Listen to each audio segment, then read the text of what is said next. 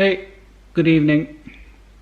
I want to talk tonight about this album, Happy Birthday by Altered Images.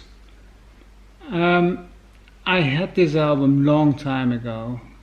It was released originally in 1981, and I think I probably bought it somewhere in the mid 80s in a second-hand record store.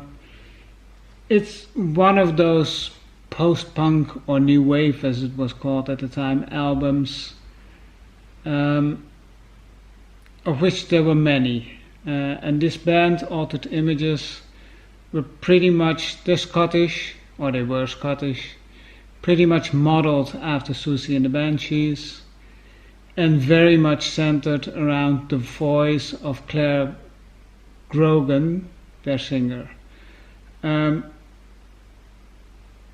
To like this album, to like the band Altered Images, is basically liking her voice. If you don't like her voice, don't start with it.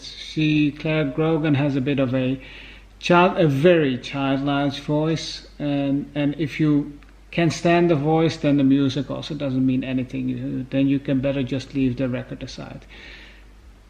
I don't think it's one of those many albums that were released at the time.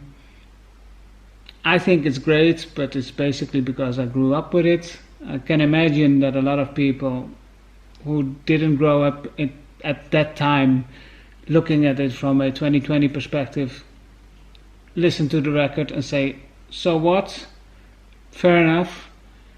I think it's basically a sign of the time, and Altered Images played a sort of a very slow, relatively slow post-punk, as I said, modeled on Susie and the Banshees, heavily centered around Claire Grogan's voice.